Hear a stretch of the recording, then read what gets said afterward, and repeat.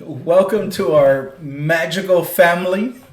I'm Santi, I'm Lali. and this is our well, I guess our first video for this video blog, but we've done a couple others that we've played with. But anyway, just wanted to share it with you guys. We are 10 days away. I don't know if that shows. Yeah, that shows. I'll get a better picture of there. We're 10 days away from our Disney Wish wedding cruise. Exciting times. It is. It's been A year in the making. a year in the making. We'll be making 5 years that we've been together. And we just decided to go ahead and document all this stuff because, we're just crazy like that. You more so than me. I'm pulling her out here out of her shell to do this, but that's how much she loves I me. do. I adore you. So, in doing research for our blog and our vlog, I started getting a little nervous because I'm doing research on like second marriages and everything's a little negative. Like there's percentages out there like 67% of second marriages fail. But you know what that is, right? It's because people in their second marriages know what they want and don't want. So if those things start happening, they're like, yeah, I'm out. Yeah, I can see that, and but damn, I mean, I would think you like date first. You don't get married right away. Like in the dating, you should know right.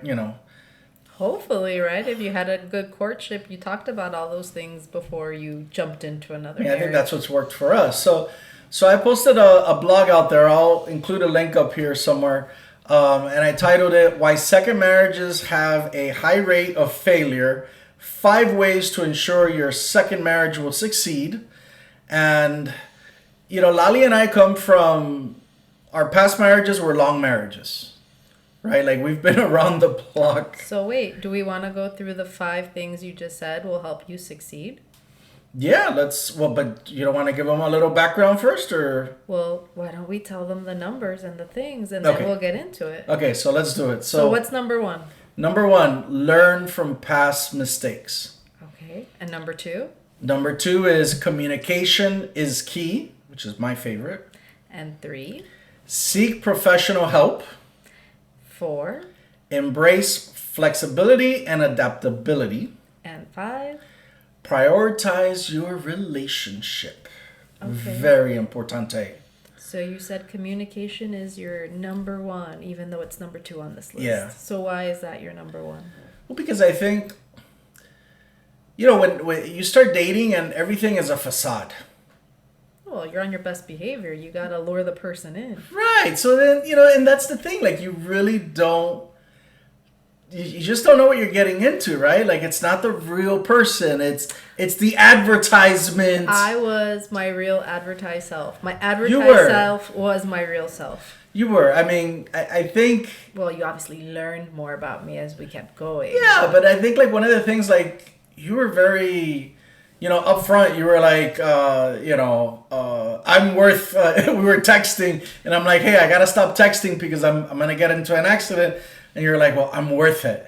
I am. You were very sure about yourself. And I'm a great catch. you are a great catch. am- I am not. I This is why am- we're getting married in, I am 10 days. Independent. I am self-starter. I am employed. I take care of myself. I really wanted a partner. I didn't want someone that had to take care of me.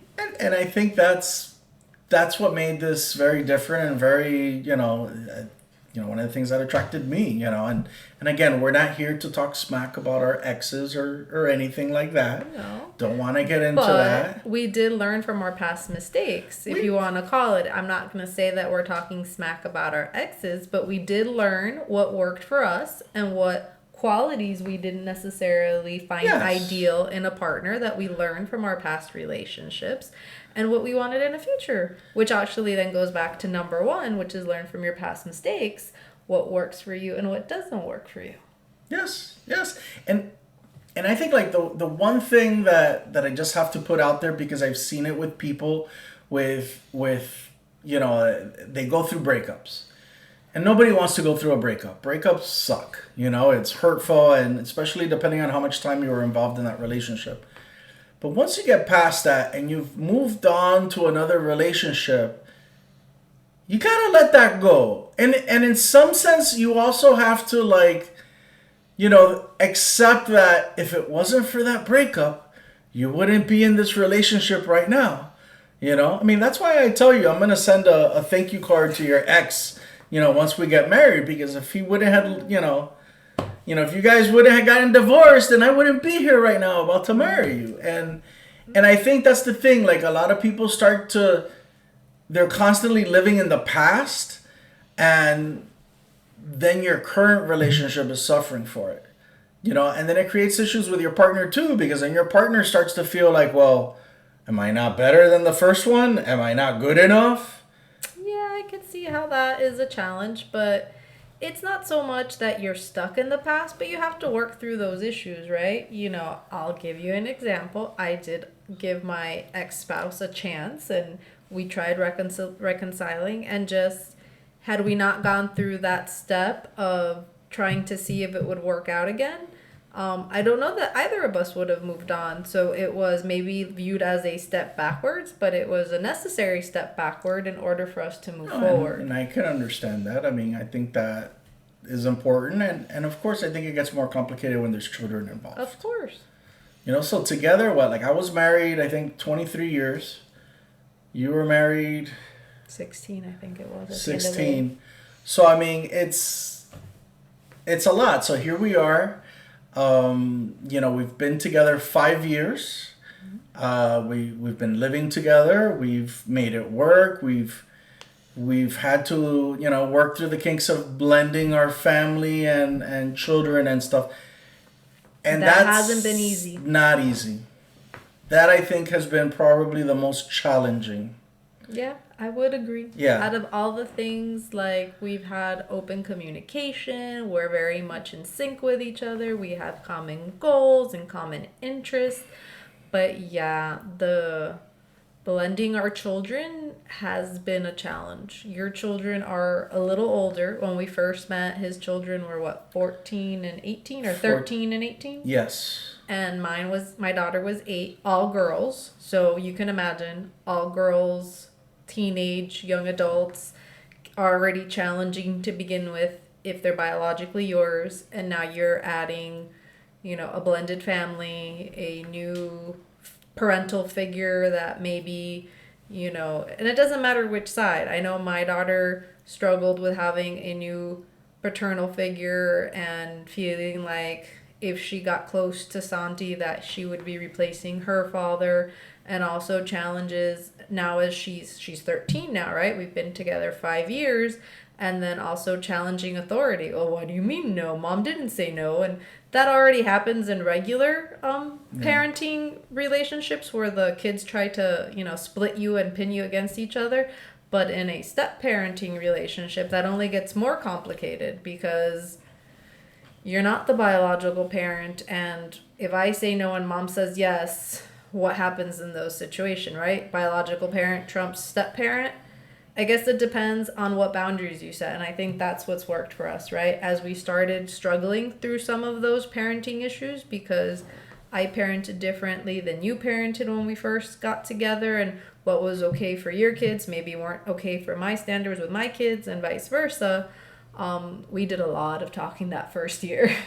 A lot of which talking. Which goes back to your communication is key. Because it kind of then blended into number 4, embracing flexibility and adaptability, because we had to adapt to what worked and didn't work, and what we did with one kid and another kid, and being consistent. And I think that was one of my biggest struggles and challenges at the beginning, is I felt we weren't being consistent, right? Like what we were doing with one kid, we weren't doing with the other kid, and it made it challenging, right? Because... And I think what makes it challenging too is that in the perfect world, you would have a good co-parenting situation with your ex, if that's your situation.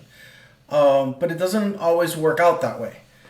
So whatever structure I tried to place here on the weekends when my kid would be over would kind of fall apart when she'd go back home to whatever the structure was over there. I think that's Yeah, one of but the things that that's- made it very challenging. But that goes back to adaptability, right? You can't control what happens in the other Yeah, parents' those are house. outside. But then that becomes if splitting's already complicated within the one unit, you can imagine then the splitting when then you add two different households, right? Because or three different households, right? Because then you have what we do in our house when the kids are with us, then what happens when my kid is with her biological father, and then what happens when your children are with their biological mother. So as you can imagine, it got really complicated that first year, and it was a challenge.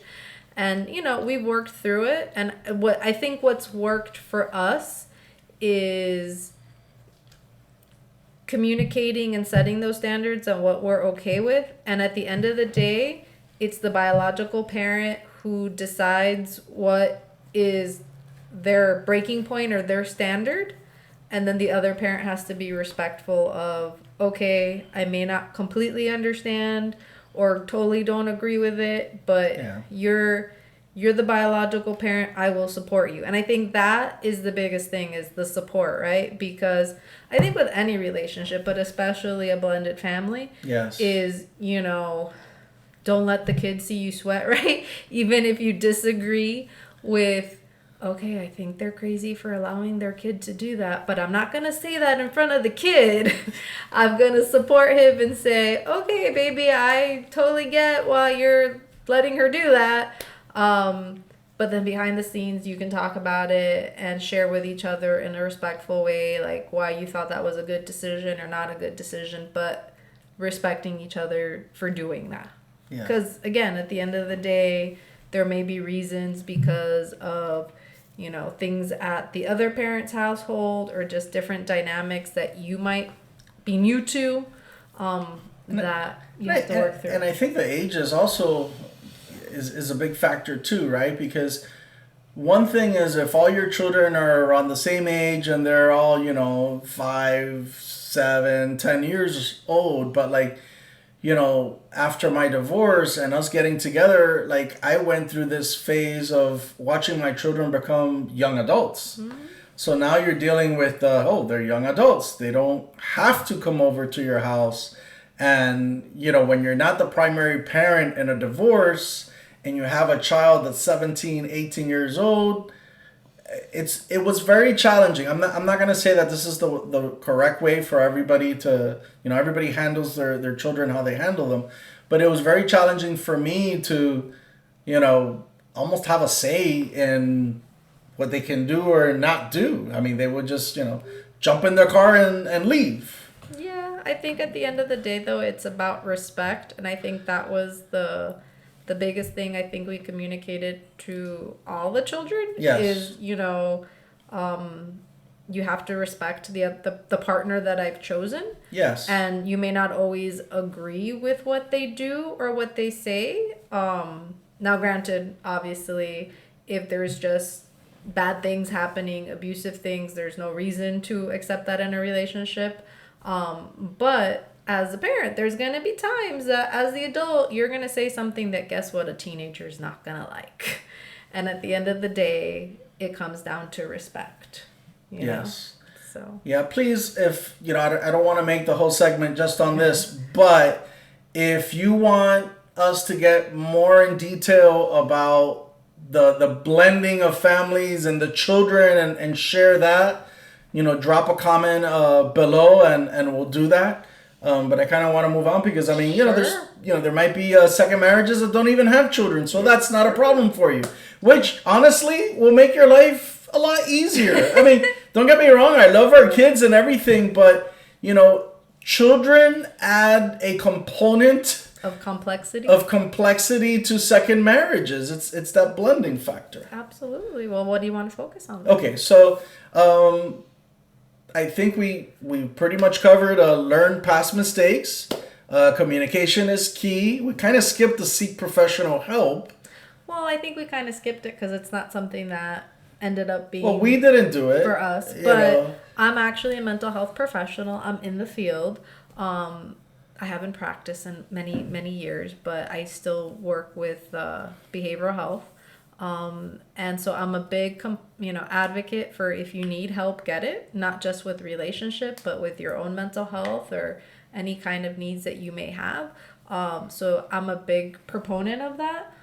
So it is something that you want to explore. I definitely recommend it. It's been helpful. I've had professional help in the past with my previous marriage. So, I know it didn't work out, but as part of that counseling that I did get for my previous relationship, it helped shed light for me as to, and then going back to learning from past mistakes of things that I contributed to the end of, the end of the marriage, and what I was willing to compromise on, what was a deal breaker for me, and it helped me work through those issues myself. So by all means, we haven't felt the need to seek professional help in our current relationship, but if it is something that you feel would be helpful, I highly recommend it. Well, I feel that when we get to those moments where maybe there's a lot of stress and, and maybe not necessarily from our relationship, but from work and just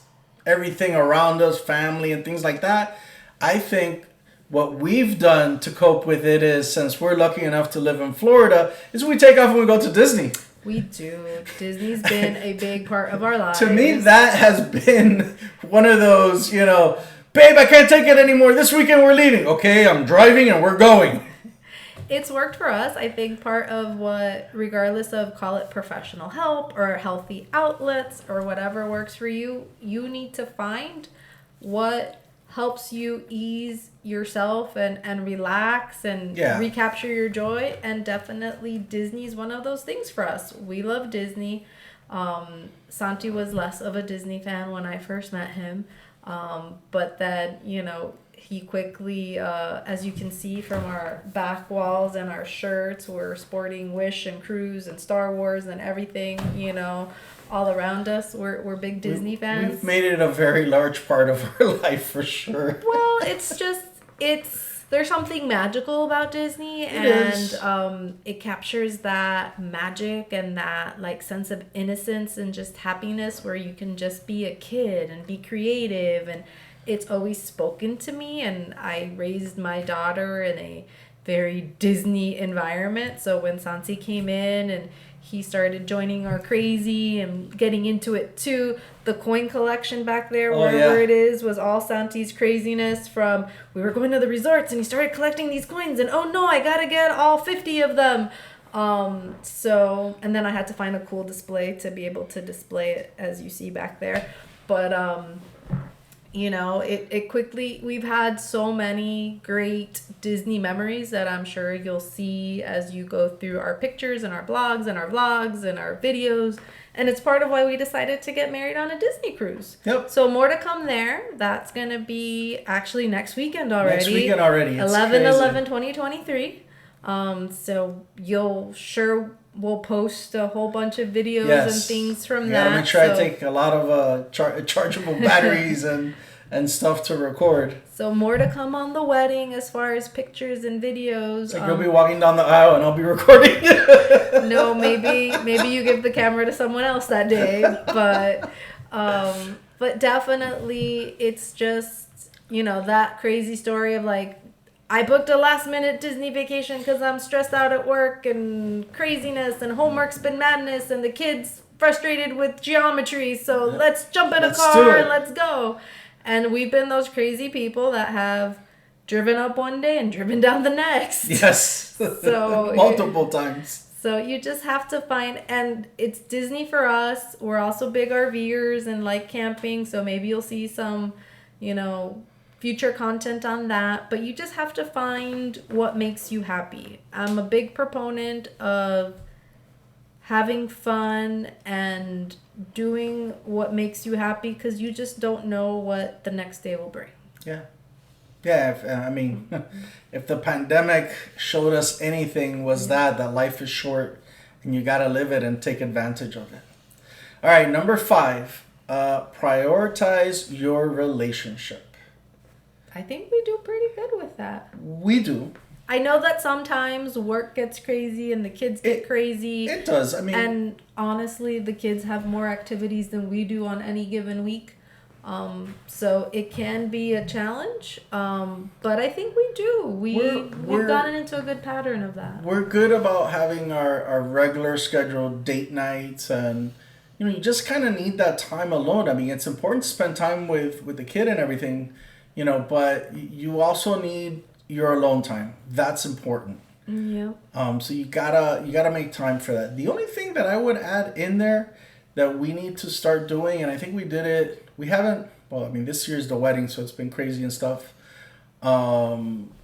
Is probably, I would say, an adult trip once a year at least. Yeah, we've had we We before did the that. pandemic we used to do more of that because we took advantage with work trip to accompany each other on those work trips. Yeah. And then the pandemic happened and that made it harder. That made it harder. And then when we did start traveling after the pandemic, we did a where did we go? The Royal Caribbean. Oh, we did cruise. The Royal Caribbean cruise, and that was lots of fun. That was nice, and that was just a weekend. But you know what? It was just a couple days of us, and then I do think then we got into wedding planning and craziness. But then everything. But then we have it'll be our honeymoon. Actually, we're not taking our honeymoon right after the wedding, but then in March we're taking our honeymoon, and obviously that's just for us. Yes. So we'll have some alone, quiet time then.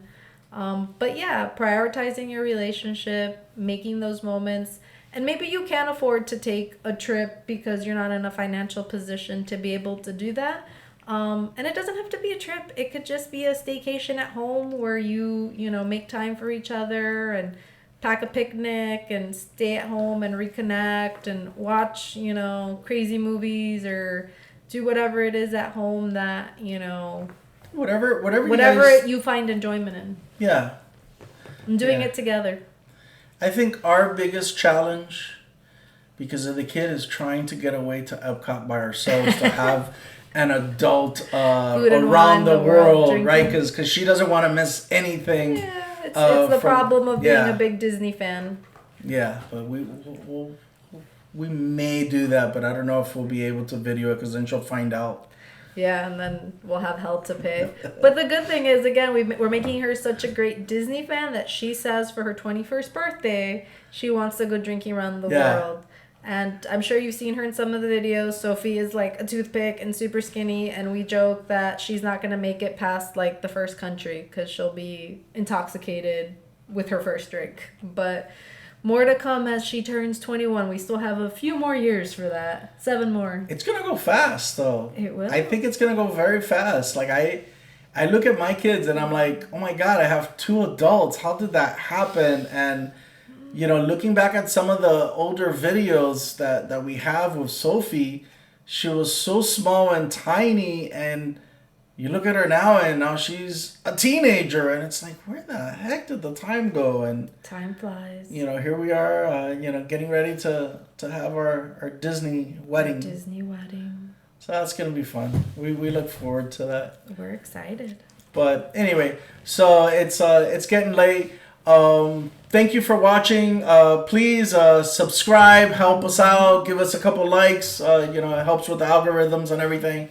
And we're challenging ourselves to get more content out to you. Let us know what you want to hear. What topics are you interested in? Whether it's Disney, whether it's about marriage, what's our favorite DVC resort. We'll have a lot of videos coming out related. So thanks a lot and have a good night. Night. Hey guys, thanks for watching. Please give us a like. Click right there. Click it. Thanks.